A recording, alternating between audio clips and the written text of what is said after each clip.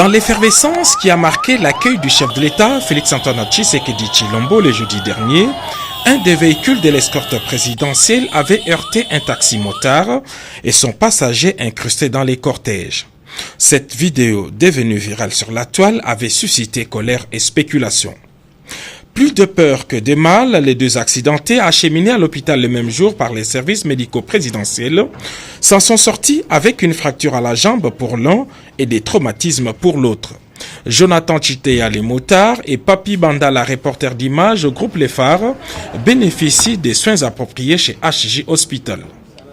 Ce dimanche, après son culte dominical, le président de la République, Félix-Antoine Tshisekedi Tshilombo, qui suit de très près cette situation, est allé rendre visite aux deux malades pour leur apporter réconfort et compassion.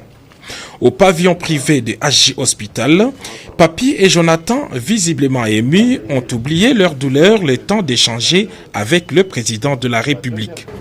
C'est la grâce, c'est Dieu qui a voulu que je sois en vie. Bon, la vie continue.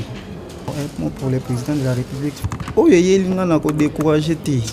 Nous avons la bongo. Pour les lots, donc, merci d'abord à l'équipe Mobimba président. Nandenge Bazuma pendant prise en charge.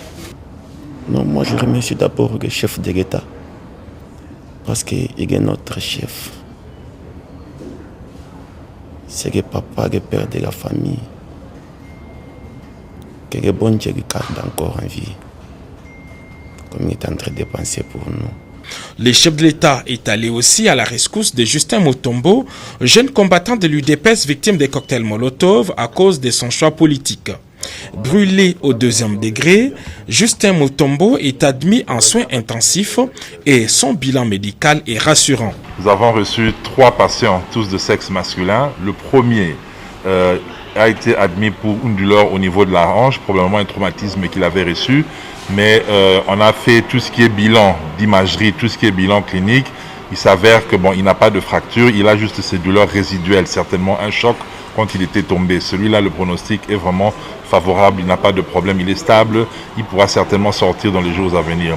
Le deuxième cas, il s'agit d'un jeune homme de 32 ans qui s'est présenté pour une fracture au niveau de la jambe gauche, qui a plusieurs traumatismes. Celui-là, on a fait le cliché radiographique qui a révélé effectivement toutes ces fractures. Il est au programme d'une ostéosynthèse demain.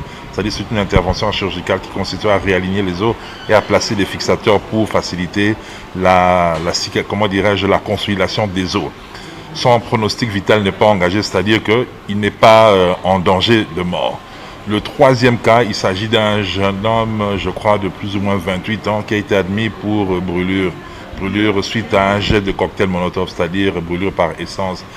La brûlure s'est mitigée première, 2e degré, qui occupe plus ou moins 36% de la surface corporelle, c'est-à-dire sur toute la poitrine.